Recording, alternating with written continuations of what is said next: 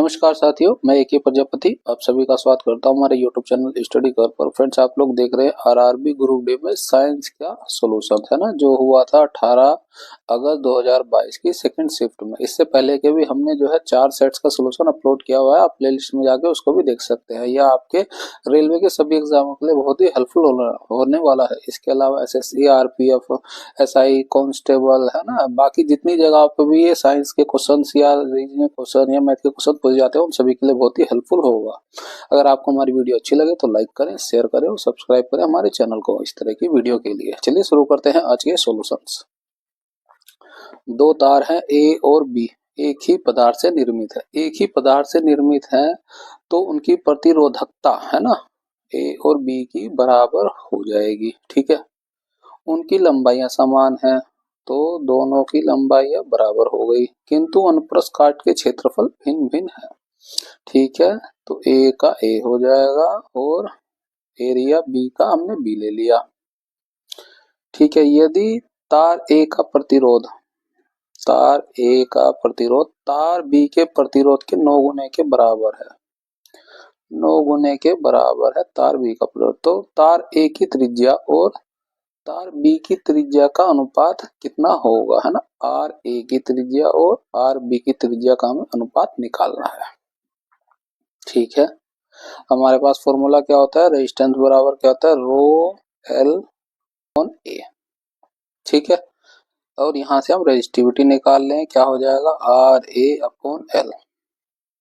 इस चीज को हम इसमें रख देंगे तो क्या हो जाएगा, आर ए ए बटा एल ए हो जाएगा, बराबर क्या हो जाएगा, आर बी ए बी हो जाएगा और एल बी हो जाएगा। लेंथ दोनों की बराबर है तो ये कट जाएगा। आर ए का रेजिस्टेंस 9 आर बी है तो हम यहाँ रख देंगे 9 आर बी हो गया। ए बराबर आर बी हुआ और ये ए बी हुआ। आर बी से आर बी कट जाएगा, एरिया ए बटा एरिया बी हो जाएगा 1/9।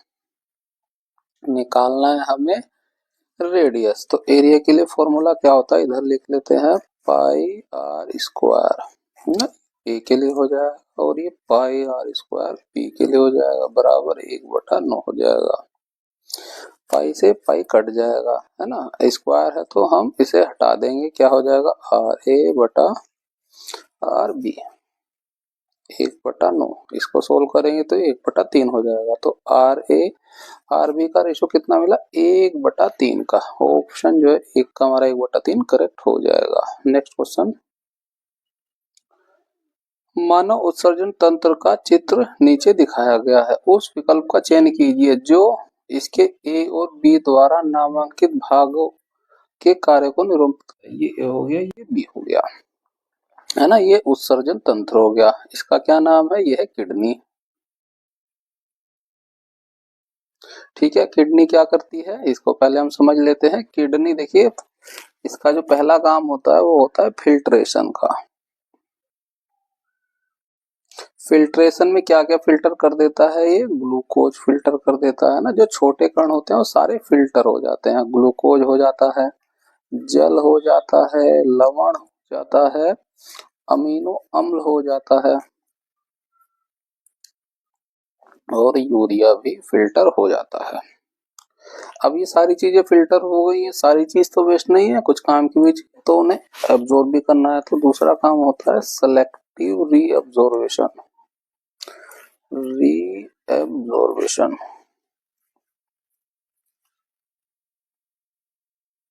एब्जॉर्प्शन,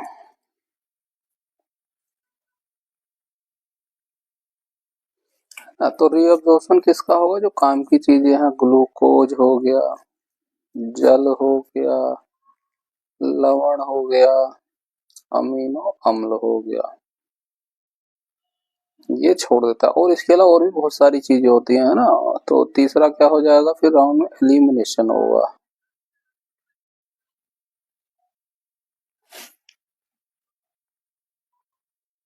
तो एलिमिनेशन में क्या होगा, जो ये यूरिया है अन्य अपशिष्ट बाहर निकाल दिए जाते हैं।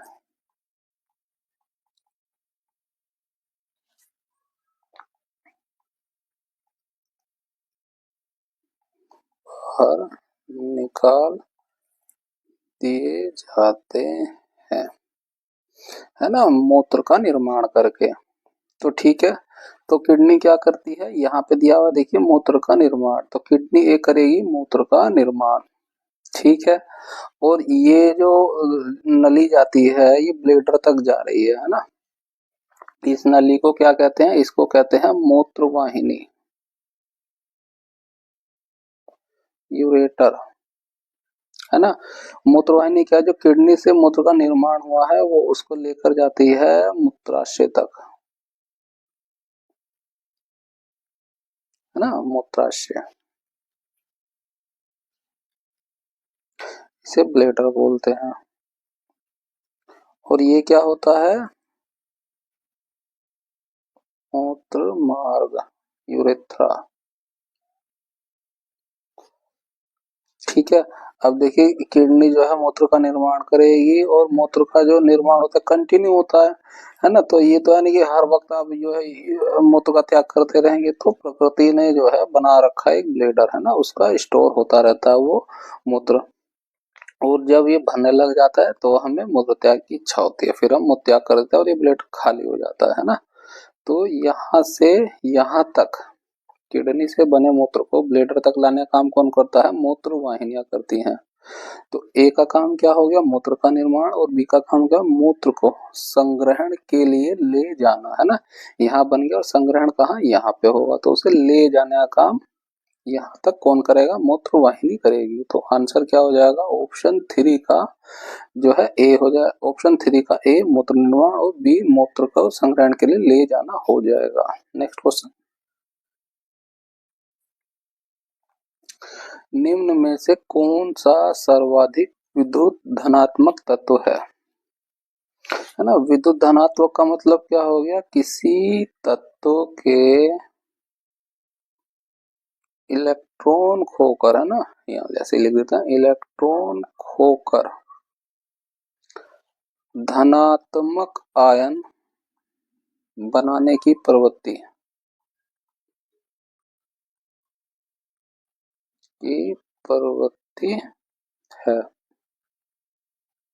ठीक है। तो विद्युत धनात्मक तत्व कब बनेगा, जब कोई तत्व इलेक्ट्रॉन को त्याग देगा या खो देगा, है ना। अब क्या होता है कि हमारी टेबल है, ऊपर से नीचे की तरफ जाने पर, है ना, विद्युत धनात्मकता इसकी बढ़ती है, यहाँ लिख देते हैं विद्युत धनात्मकता बढ़ती है। क्यों बढ़ती है, क्योंकि जो है परमाणु का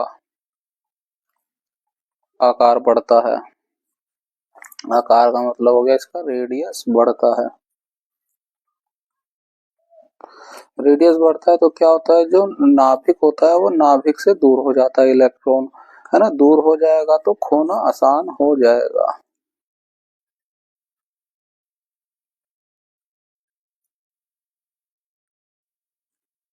दूर होने पर खोना आसान हो जाएगा,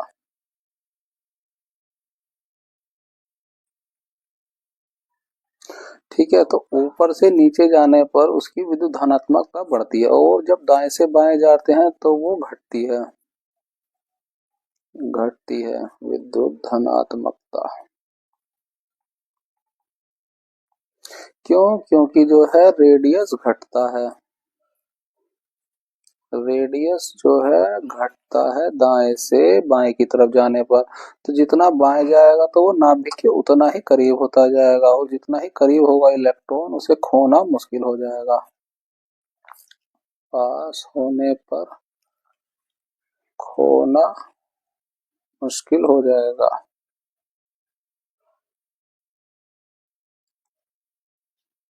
ठीक है। अब हम देख लेते हैं, इसमें पूछा गया सर्वाधिक कौन सा होगा। अब आप देखेंगे सोडियम जो है ना, पहले वर्ग में आ जाएगा, तो ये हो गया सोडियम, और दूसरे वर्ग में आ जाएगा मैग्नीशियम हो जाएगा, ठीक है। सोडियम हो गया, मैग्नीशियम हो गया, कैल्शियम जो दूसरे वर्ग में ही आता है, मैग्नीशियम के बाद अगला नंबर जो उसी वर्ग में कैल्शियम का आता है, और सोडियम के नीचे पोटेशियम आता है, और पोटेशियम के बाद आता है सीजियम, है ना। और मैंने कहा ऊपर से नीचे की तरफ जाने पे बढ़ती है। यहाँ पूछा है सर्वाधिक किसकी हो जाएगी, तो किसकी हो जाएगी, सीजियम की। इधर की तरफ घटते हैं, यहाँ पूछा सबसे कम किसकी होगी, तो वो कैल्शियम का हो जाता या मैग्नीशियम का होता, बल्कि सबसे कम है ना, क्योंकि ऐसे बढ़ रहा था तो इधर सबसे कम इसका ही मिलता हमें। ठीक है, यहाँ पे सर्वाधिक पूछा गया था, वो हो जाएगा सीजियम का। ऑप्शन जो है 2 हमारा करेक्ट हो जाएगा। नेक्स्ट क्वेश्चन, निम्नलिखित में से कौन सी अभिक्रिया प्रतीकात्मक संयोजन अभिक्रिया को दर्शाती है। संयोजन अभिक्रिया है ना, जिसमें दो तत्व जो है मिल करके एक यौगिक को बना ले। अब ये देखें ये क्या हो रहा है कि इसमें एक यौगिक है वो टूट गया दो तत्वों में। एक एग्जांपल है जैसे कैल्शियम कार्बोनेट, है ना, जब इसको गर्म करते हैं तो क्या होगा, कैल्शियम ऑक्साइड का निर्माण होगा और कार्बन डाइऑक्साइड का निर्माण होगा। तो एक यौगिक जो है दो तत्वों में सिंपल टूट सकता है ना। तो ये हो गया अपघटन की अभिक्रिया, अपघटन हुआ ये, है ना। अब यहाँ देखें A plus B, A B plus C D बन गया ए सी और बी डी बन गया, है ना। ए जो है सी के साथ रिएक्ट कर गया, बी जो है डी के साथ रिएक्ट हो गया, तो ये हुई द्विविस्थापन अभिक्रिया।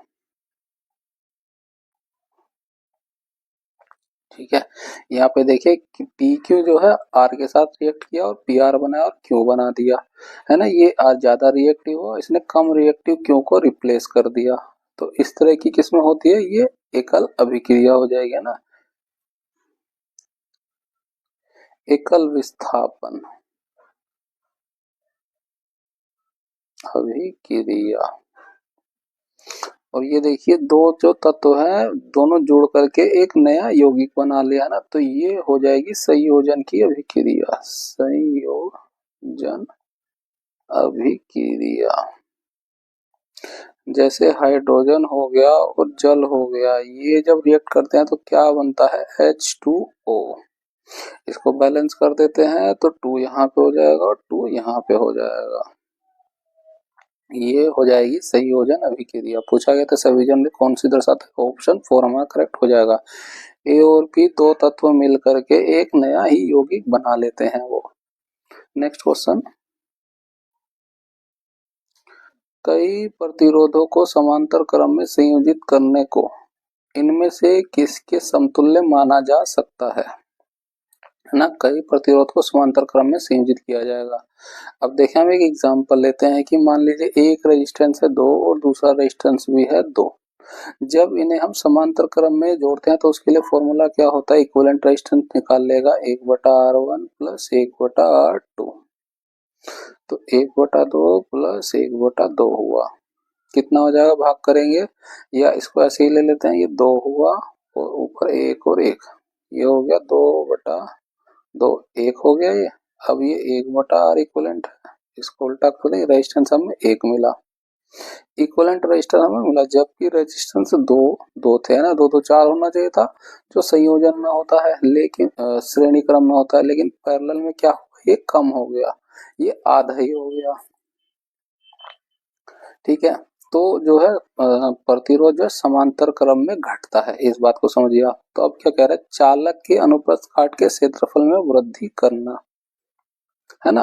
अब समांतर क्रम में जो है प्रतिरोध रेजिस्टेंस जो घट रहा है, वो कब घटेगा, जब चालक के क्षेत्रफल में वृद्धि करेंगे। कैसे, R बराबर होता है रो एल अपॉन ए। रेजिस्टेंस तो हमारा घट रहा है, वो कब घटेगा, जब हमारा एरिया बढ़ेगा, क्योंकि ये एक दूसरे के इनवर्सली प्रोपोर्शनल है। ये घटेगा तो इसका मतलब है एरिया को बढ़ाया गया है। बाकी केस पे बढ़ते, चालक के अनुप्रस्थ काट में क्षेत्रफल की कमी कमी करेंगे तो ये रेजिस्टेंस बढ़ेगा आपका, जबकि यहाँ तो घटाना था हमें। चालक की लंबाई में वृद्धि, लंबाई जो है रेजिस्टेंस के अनुक्रमानुपाती होता है, तो लंबाई बढ़ाएंगे रेजिस्टेंस बढ़ेगा। चालक के प्रतिरोध में वृद्धि, प्रतिरोध में आप वृद्धि करेंगे तो उतना ही जो है प्रतिरोध कम होता चला जाएगा, है ना। अब 2 की बजाय मैं 3 ले लूंगा तो और कम हो जाएगा, 3 की बजाय 4 ले लूंगा और कम हो जाएगा ना। तो ये चारों ही जो है उसमें वृद्धि कर रहे हैं, और यही जो है केवल ऑप्शन एक हमारा करेक्ट हो जाएगा, जो क्षेत्रफल की वृद्धि करने पर रेजिस्टेंस को कम कर देगा। नेक्स्ट क्वेश्चन, हाइड्रोजन और ऑक्सीजन से जल का निर्माण इसका एक उदाहरण है, अभी हमने डिस्कस भी किया था। हाइड्रोजन और ऑक्सीजन जो है जब रिएक्ट करते हैं तो क्या बनाते हैं, H2O यानी कि जल। तो इसमें दो तत्व जो है एक यौगिक को बना दे रहे हैं, है ना। तो क्या हो गया, संयोजन अभिक्रिया का उदाहरण हो जाता है, ये ऑप्शन एक हमारा करेक्ट हो जाएगा। संयोजन अभिक्रिया, ऑक्सीकरण क्या होता है कि इसमें जो है ऑक्सीडेशन नंबर बढ़ता है हमारा। रिडक्शन में क्या होता है कि ऑक्सीडेशन नंबर घटता है, इसमें ऑक्सीजन जुड़ता है, इसमें ऑक्सीजन घटता है, इसमें हाइड्रोजन निकलता है, इसमें हाइड्रोजन जुड़ता है, ठीक है। इसमें इलेक्ट्रॉन का त्याग होता है, इसमें इलेक्ट्रॉन ग्रहण होता है, ठीक है। आप इनको याद रखिए। विस्थापन अभिक्रिया, विस्थापन अभिक्रिया भी हमने डिस्कस की थी, वहां पे था जो ए बी है और सी है ये, तो उसमें क्या सी ज्यादा रिएक्टिव होगा तो वो बी को रिप्लेस कर देगा और ए सी बना लेगा, है ना, और ये बी अलग हो जाएगा। तो यहाँ पे जो सी ने बी को विस्थापित कर दिया, इसी को बोलते हैं विस्थापन अभिक्रिया।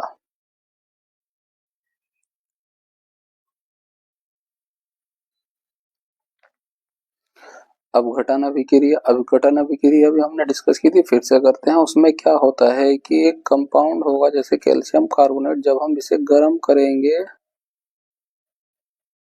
तो ये बनाएगा कैल्शियम ऑक्साइड और कार्बन डाइऑक्साइड, है ना।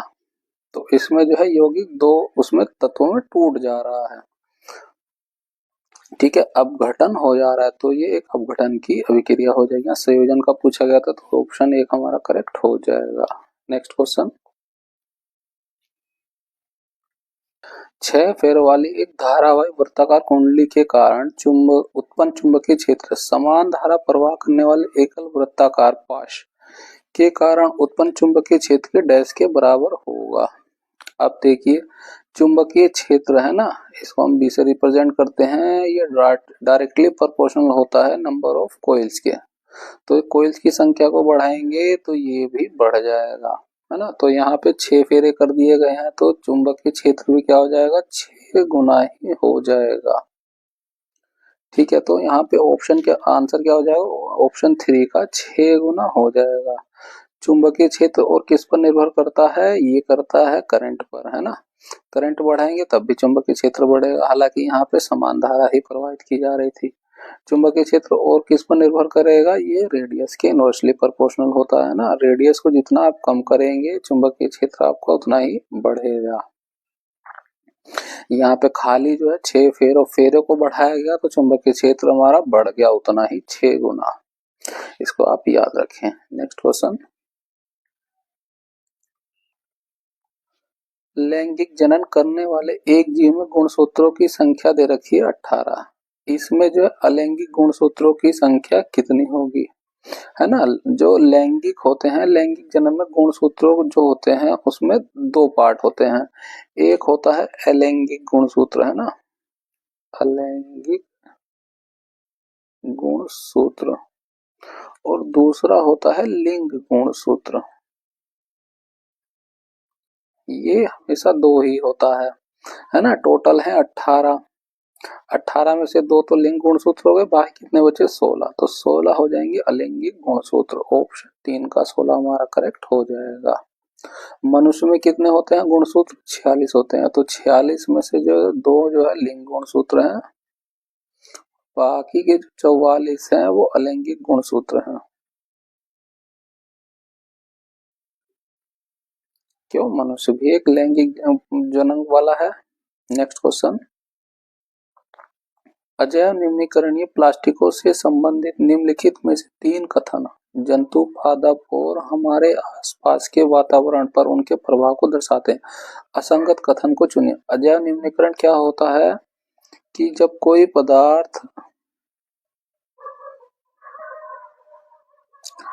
समय के साथ प्राकृतिक रूप से सूक्ष्म जीवों द्वारा विघटित नहीं होते हैं।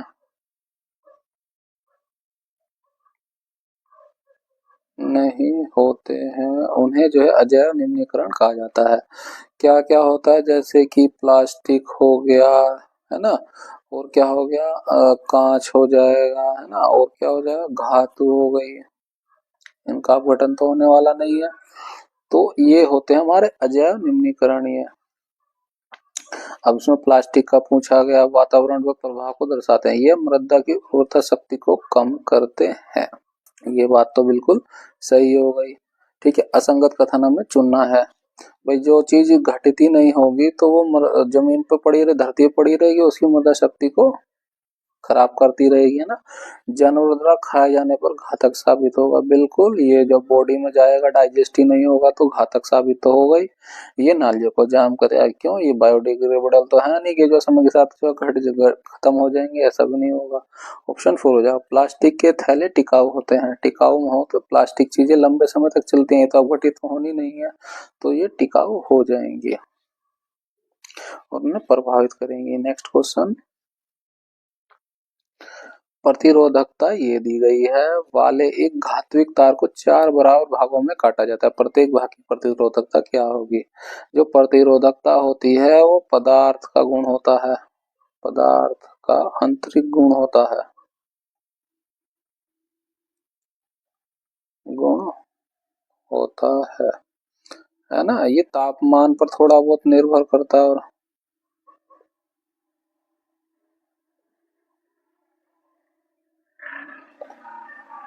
तापमान पर मतलब तापमान से प्रभावित होता है। ठीक है, और ये पदार्थ का गुण, अगर पदार्थ वही है तो चाहे 10 तरह के पदार्थ हो अलग अलग रेडियस के, सबकी प्रतिरोधकता बराबर हो गया ना। तो घातीय तो 4 बराबर में टोट काटो, 10 में काटो या 11,000 में काटो, उसकी प्रतिरोधकता वही रहने वाली है, क्योंकि वो पदार्थ पर है। पदार्थ सेम है तो प्रतिरोधकता वही रहेगी। अलग अलग पदार्थ की प्रतिरोधकता भी अलग अलग होती है ना। नेक्स्ट क्वेश्चन, डैश का रासायनिक नाम कैल्शियम सल्फेट हाइड्रेट है, वो है जिप्सम का। प्लास्टर ऑफ पेरिस का क्या नाम है,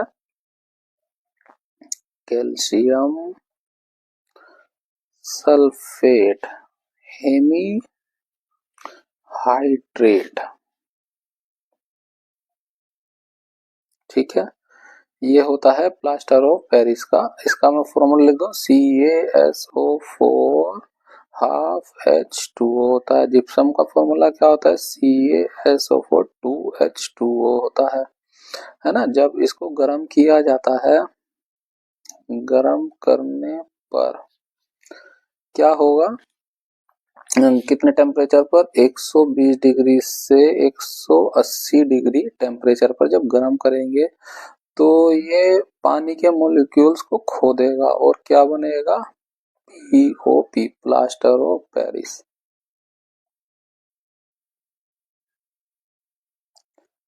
ठीक है, बेकिंग सोडा का फॉर्मूला क्या होता है, NaSCO3। बेकिंग सोडा, इसका प्रयोग क्या होता है, बेकिंग पाउडर बनाने में,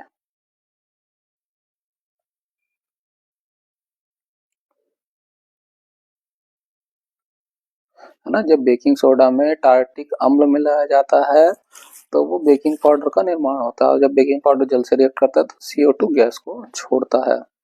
तो इस तरह से इसका उपयोग जो है अग्निशामक में किया जा सकता है, अग्निशामक में किया कर सकते हैं ना। और क्या होता है, ये एक एंटा एसिड होता है ना। जब पेट में अम्ल की मात्रा बढ़ती है तो आप जो है बेकिंग सोडा खाएंगे तो ये उसे न्यूट्रलाइज कर देगा। दावन सोडा, इसका फॉर्मूला क्या होता है, Na2CO3। इसका जो है इस्तेमाल कहाँ होता है, कांच बनाने में, साबुन बनाने में इत्यादि में होता है। इसको भी आप याद रखिए। नेक्स्ट क्वेश्चन, गर्भ निरोधक गोलियां क्या काम करती हैं, है ना, क्या काम करती हैं। देखिए जब गर्भ निरोधक गोलियां होती हैं वो एक तो जो ओवरी होता है ना, ओवरी फीमेल में ओवरी, उसमें जो अंडे का उत्सर्जन है उसको रोकता है, अंडे का उत्सर्जन रोकता है। ठीक है, और क्या करता है, ये जो गर्भाशय होता है ना, गर्भाशय में जो गर्भाशय की ग्रीवा है ना, गर्भाशय ग्रीवा में जो है जो फ्लूइड होता है उसको गाढ़ा कर देता है, फ्लूइड को गाढ़ा कर देता है। अब इससे क्या होगा कि इससे शुक्राणु जो है अंडे से फर्टिलाइज नहीं हो पाएगा ना, शुक्राणु जो है अंडे तक नहीं पहुंच पाएगा, नहीं पहुंच पाएगा। और एक और काम कर देता है कि अगर ये फिर भी पहुंच जाए है ना, तो गर्भाशय की परत को बदल देगा, है ना, बदल कर निषेचित अंडा, जो निषेचन हो चुका है, निषेचित अंडे को इम्प्लांट होने से रोकेगा, इम्प्लांट होने से रोकता है। तो ये इतना खतरनाक है ना, समय के साथ अगर ये हम बार बार ये दवाइयाँ खाई जाए तो इससे फीमेल को बहुत ही नुकसान होगा, और जो है बच्चे का जन्म होना मुश्किल हो जाएगा। तो क्या हो जाएगा, निषेचन भी रोक देगा और अंडोत्सर्जन भी रोक देगा। तो ऑप्शन 4 हमारा करेक्ट हो जाएगा, है ना, ओवरी से अंडे का भी उत्सर्जन रोकेगा, उसका निषेचन भी रोक देगा, और निषेचन हो भी जाए तो जो है गर्भाशय की परत को बदलकर निषेचित अंडे को इम्प्लांट होने से भी रोक देगा,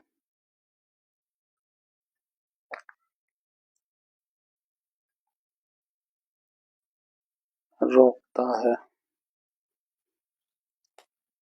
ठीक है, नेक्स्ट क्वेश्चन, निम्न में से गलत कथन की पहचान कीजिए। जड़ों के भूमि के नीचे की ओर बढ़ने की प्रवृत्ति गुरुत्वानुवर्तन कहलाती है, ये बात बिल्कुल सही है।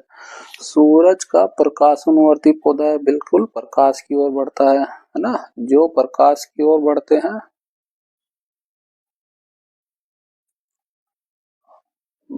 हैं उन्हें प्रकाशानुवर्ती कहते हैं। पराग नलिकाओं की बीजांड की ओर वृद्धि गुरुत्वानुवर्तन का उदाहरण है? नहीं, ये गुरुत्वानुवर्तन का उदाहरण नहीं है, ये है रसायनानुवर्तन का उदाहरण,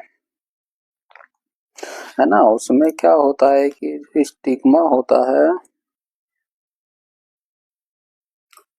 जब परागकण यहाँ से आके इस पे चिपक जाता है तो वो अंडाणु, यहाँ पे अंडाणु होता है, बीजांड जिसे बोलेंगे, है ना, बीजाणु होता है, तो वो केमिकल छोड़ता है, जिससे ये जो पराग कण है एक पराग जो है नलिका का निर्माण करता है और यहाँ तक वो पहुंचता है। तो ये रसायनोवर्तन के कारण होता है ना, रासायनिक अभिक्रिया हो गई। चौथा और चेक करें, ये ऑप्शन 3 हमारा करेक्ट हो जाएगा। निम्न स्थानों में जड़ों की वृद्धि अर्थात उच्च आर्द्रता की ओर अंडों की गति, जड़ों की गति की प्रकृति जलानुवर्तन कहलाते हैं, ये बात भी बिल्कुल सही है, आप याद रखिए, है ना। जो चीजें जो है भूमि की अंदर बढ़ती हैं उसे गुरुत्वानुवर्तन, जो प्रकाश की ओर बढ़ती है प्रकाशन, और जो जल की ओर बढ़ती है जलानुवर्तन कहलाती हैं, और जो रसायन की वजह से बढ़ती है रसायनुवर्तन कहलाती है। कई बार ये भी पूछा जाता है क्वेश्चन, है ना। नेक्स्ट क्वेश्चन, लेंस द्वारा उत्पन्न आवर्धन किसके बराबर होता है? लेंस का पूछा गया तो लेंस में पॉजिटिव होता है तो v बटा u हो जाएगा, और अगर दर्पण में पूछा जाए तो वो होता है नेगेटिव, माइनस का v बटा u, आप इसको याद रखिए। नेक्स्ट क्वेश्चन, निम्नलिखित में से कौन सी घटना जो है मानव हृदय में डायस्टोल के द्वारा घटित होती है? देखिए डायस्टोल में क्या होता है कि हृदय जो है रिलैक्स करता है, हृदय जो है रिलैक्स हो जाता है ना, शिथिल हो जाता है। तो जब रिलैक्स होता है तो क्या होता है कि हार्ट जो रक्त जो है हृदय की ओर आता है, हृदय की ओर आता है। डायस्टोल के केस में जो है हृदय रिलैक्स होता है और जब रिलैक्स होता है तो रक्त जो है हृदय की तरफ आता है। अब यहाँ देखिए रक्त फेफड़ों में प्रवेश करता है, रक्त जो है दूर जा रहा है हार्ट से, रक्त महाधमनी में प्रवेश करता है, हार्ट से जा रहा है, रक्त नीले से बाहर निकल रहा है, ये भी हो गया। रक्त जो है नीले में प्रवेश करता है, नीले क्या होता है, रक्त में ही होता है ना। रक्त को जो हार्ट में चैम्बर होता है उन्हें नीले बोला जाता है। ऑप्शन 4 हमारा यहाँ पे करेक्ट हो जाएगा। डायस्टोल हो गया, एक और होता है सिस्टोल होता है। सिस्टोल, सिस्टोल के केस में क्या होता है कि जो हृदय संकुचित होता है, संकुचित होता है। इस केस में क्या होगा, रक्त जो है हृदय से दूर जाएगा, रक्त जो है हृदय से दूर जाएगा, है ना। जब सिकुड़ेगा तो जो ब्लड होगा हृदय के अंदर वो दबेगा, दबेगा तो वो हृदय से दूर जाएगा वो, तो क्या हो जाएगा, रक्त फेफड़ों में प्रवेश करता है, महाधमनी नीले में। ये तीनों ही किस में होते हैं केस में, सिस्टोल के केस में होते हैं। यहाँ पे ऑप्शन 4 हमारा करेक्ट हो जाएगा। नेक्स्ट क्वेश्चन,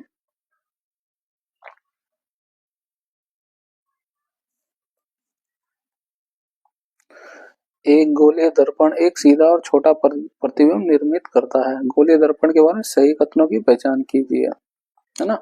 अब देखिए सीधा और छोटा, सीधा प्रतिबिंब और छोटा प्रतिबिंब किस में निर्माण होता है, ये होता है उत्तल, उत्तल दर्पण में, उत्तल दर्पण, है ना। सीधा प्रतिबिंब सिर्फ और सिर्फ उत्तल दर्पण में ही निर्मित होगा, और फिर भी अवतल में भी होता है लेकिन छोटा, है ना। सीधा और छोटा केस हो जाए तो उत्तल दर्पण में ही होता है, और उत्तल दर्पण का फोकस जो है हमेशा पॉजिटिव होता है। अब यहाँ देखिए ऑप्शन ए दिया हुआ है कि ये दर्पण जो है अवतल है, नहीं, ये दर्पण जो है उत्तल होगा, है ना। सीधा और छोटा दर्पण का आभासी प्रतिबिंब निर्मित होता है, जब प्रतिबिंब सीधा होता है तो वो आभासी ही होता है, ये बात बिल्कुल सही हो जाएगी। दर्पण की फोकस दूरी धनात्मक है ना। दर्पण उत्तल है तो फोकस दूरी धनात्मक ही हो जाएगी। अवतल दर्पण के केस में क्या होता है कि फोकस दूरी जो है ऋणात्मक होती है, इस बात को भी आप याद रखिए। तो बी और सी करेक्ट हो जाएगा, आंसर क्या हो जाएगा, ऑप्शन 4 का बी और सी। नेक्स्ट क्वेश्चन, किसी तारे की स्थिति में थोड़ा थोड़ा परिवर्तन होना प्रतिरोधकता, इसका क्या कारण है। देखिए तारे जो है बहुत दूर होते हैं और एक बिंदु की तरह होते हैं, है ना। और जब ये तारे जो है हमारे पृथ्वी के वायुमंडल में प्रवेश करते हैं, है ना, पृथ्वी के वायुमंडल में प्रवेश करते हैं तो वहां पे अलग अलग परतें होती हैं, अलग अलग परतें होती हैं, है ना। अलग अलग परतों में क्या होता है कि हर लेयर में जो है घनत्व अलग होगा, तापमान अलग होगा, आर्द्रता अलग होगी, है ना, प्रेशर अलग होगा। ये सारी क्या है, ये सारी भौतिक स्थितियां ही तो है, भौतिक स्थितियां, है ना। अब इन्हीं जो है भौतिक स्थितियों में परिवर्तन के कारण जो है हमें तारे जो थोड़े थोड़े परिवर्तन होता प्रतीत दिखाई देता है, अपवर्तन होता रहता है ना। तो आंसर क्या हो जाएगा, ऑप्शन 3 का, क्योंकि वायुमंडल की भौतिक स्थितियां बदलती रहती हैं इसलिए वो थोड़ा थोड़ा अलग प्रतीत होते हैं ना, परिवर्तन प्रतीत होते, जिसे हम टिमटिमाना कहते हैं तारों का। यही वो भौतिक स्थितियां होती हैं, पृथ्वी के अलग अलग वायुमंडल प्रवेश करता है और अलग अलग लेयर्स होती हैं। ठीक है, नेक्स्ट क्वेश्चन,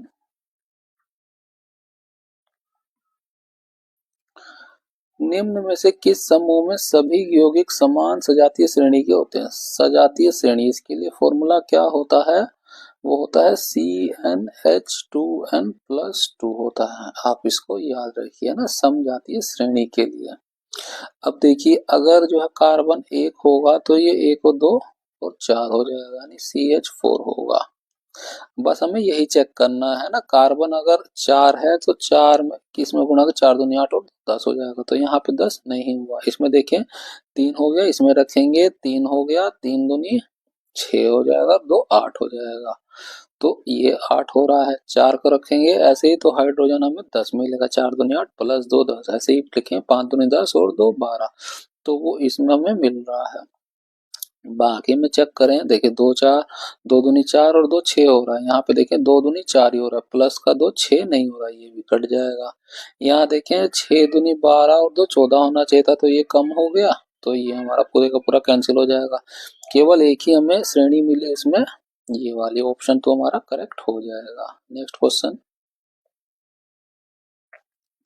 कीटोन जो है समजातीय श्रृंखला के पहले और दूसरे सदस्य क्रमशः कौन कौन से हैं। अब कीटोन का जो परिचयात्मक समूह होता है वो क्या होता है, ये होता है ना, उसके साथ जो है ऑक्सीजन जुड़ा रहता है, ठीक है, और उसकी 2 संयोजकता खाली रहती है, जिसे आर आर से रिफ्लेक्ट करते हैं हम, है ना। अब देखिए 2 संयोजकता तो भर गई, 2 संयोजकता खाली रहेगी, तो यहाँ पे जो है एक कार्बन आ जाएगा, इधर एक कार्बन आ जाएगा, एक इधर कार्बन आ जाएगा, है ना। इनकी भी 3 एक एक संयोजकता का खाली है, तो यहाँ CH3 हो जाएगा और यहाँ पे H3 हो जाएगा।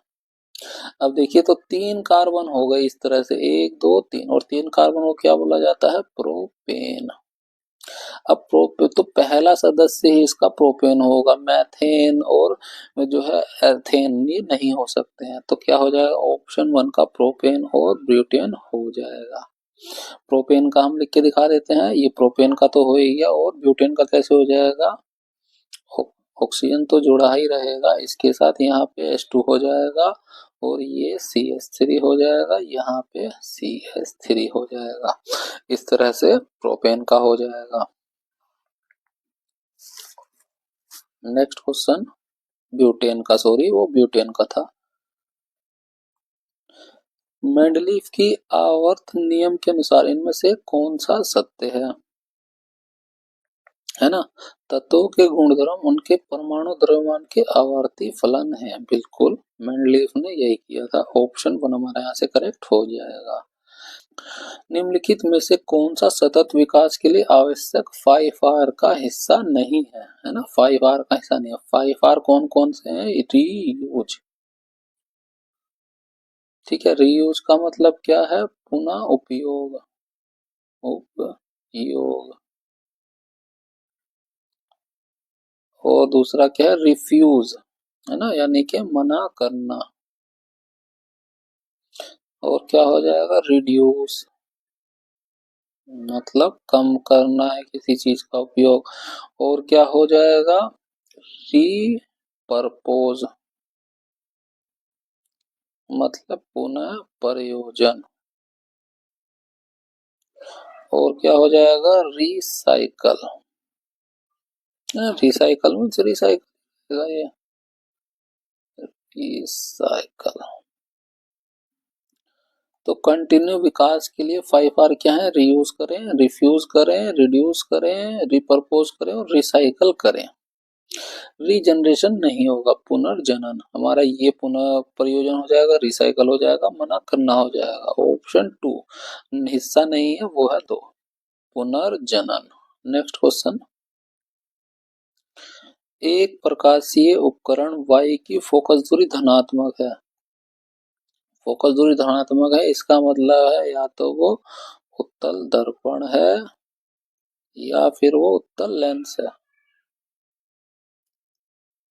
उत्तल लेंस है, इन्हीं की जो है फोकल दूरी धनात्मक होती है, तो आंसर क्या हो जाएगा, या तो उत्तल लेंस है या उत्तल दर्पण है ना। अवतल लेंस और उत्तल दर्पण का जो है फोकस दूरी ऋणात्मक होता है।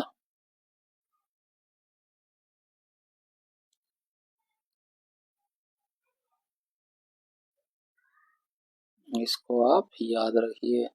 नेक्स्ट क्वेश्चन, कास्टिक सोडा का उपयोग समांतर डैश में नहीं किया जाता है। कास्टिक सोडा क्या होता है, NaOH, क्या होता है, प्रबल क्षार होता है, इसको भी आप याद रखिए बात को, प्रबल क्षार, पीएच कितना होता है, 14। इसका उपयोग देखिए कहाँ कहाँ होता है, कपड़ा उद्योग में होता है, डिटर्जेंट में होता है, कागज व लुगदी के निर्माण में होता है ना। पूछा गया नहीं किया जाता है, वो होता है अमोनिया के निर्माण में। ऑप्शन जो है 4 हमारा यहाँ से करेक्ट हो जाएगा। नेक्स्ट क्वेश्चन,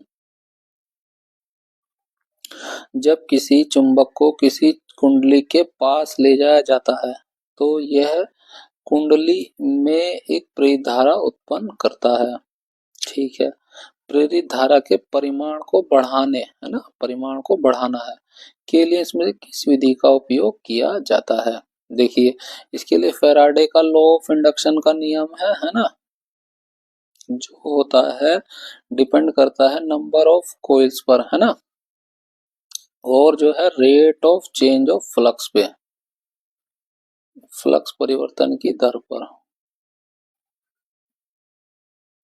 परिवर्तन की दर पर। ठीक है, अब देखिए परिमाण को बढ़ाना है तो क्या हो, कुंडली में फेरों की संख्या को बढ़ाइए, कुंडली में फेरों की संख्या को बढ़ाएंगे तो ईएमएफ भी बढ़ेगा, बढ़ेगा तो धारा भी जो है बढ़ जाएगी हमारी। दूसरा क्या है, चुंबक की गति में परिवर्तन, चुंबक की गति में परिवर्तन करेंगे तो जो रेट ऑफ फ्लक्स है कटने का वो चेंज होगा, है ना, रेट ऑफ फ्लक्स जो है ये, इसके परिवर्तन की दर बढ़ जाएगी, परिवर्तन की दर बढ़ेगी तो जो है उतना ही जो है ईएमएफ बढ़ेगा हमारा। तीसरा क्या करेगा, कुंडली में तार के प्रतिरोध में, प्रतिरोधकता में वृद्धि करना। अब देखिए प्रतिरोधकता तो जो है फिक्स ही होती है, किसी भी जो है उसके मटेरियल पर निर्भर करती है ना, तो इसका तो कोई लेना देना नहीं है। और अगर रेजिस्टेंस होता तो रेजिस्टेंस फॉर्मूला क्या होता है, V equal to I R, अगर हम रेजिस्टेंस को बढ़ाते तो धारा हमारी घट जाती, तो रेजिस्टेंस को घटाते तो हमारी धारा जो है बढ़ती है, इस बात को भी आप याद रखिए। इसका तो कोई लेना देना नहीं है, तो आंसर क्या हो जाएगा, एक और दो, ऑप्शन 2 का एक और दो करेक्ट हो जाएगा। नेक्स्ट क्वेश्चन, डैश जो है जड़ में शीर्ष की निरंतर विभाजित होने वाली कोशिकाओं द्वारा दर्शाया जाता है, वो होता है मेरिस्मेटिक वृद्धि, है ना। मेरिस्मेटिक वृद्धि कहाँ कहाँ होती है, ये होती है शीर्ष, शीर्षस मेरिस्टेम, है ना, शीर्षक मेरिस्टेम क्या होता है, ये जड़ व तनों, है ना, जड़ व तनों के ऊपर होता है। क्या होता है, एक होता है पार्श्व मेरिस्टेम, इससे क्या होता है, पौधों की मोटाई बढ़ती है। एक होता है इंटर कैलेरी, इंटर कैलेरी मेरिस्टेम, ये कहाँ होता है, ये पत्तियों के आधार और उनकी गांठों में होता है ना।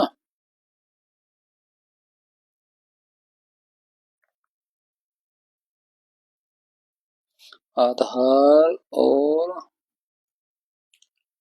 गांठों के बीच, ठीक है। तो शीर्ष, जड़ के शीर्ष और तने के शीर्ष में निरंतर विभाजन होने वाली कोशिका क्या है, वो है मेरिस्मेटिक वृद्धि। ये तीन तरह की होती है ना, शीर्ष मेरिस्टेम, पार्श्व मेरिस्टेम और इंटरकैलेरी। शीर्ष जो है जड़ व तनों पे, पार्श्व मेरी जो पौधों की मोटाई को बढ़ाएगा, और तीसरा जो है इंटरकैलेरी, है ना, जो है जोड़ों पर मिलता है। ऑप्शन यहाँ पे हमारा 4 करेक्ट हो जाएगा। इस वीडियो की पीडीएफ के लिए आप हमारे टेलीग्राम चैनल स्टडी कर को ज्वाइन कर सकते हैं। अगर हमारी वीडियो अच्छी लगी तो लाइक करें, शेयर करें, सब्सक्राइब करें। मिलते हैं आपसे अगली वीडियो में। Thank you.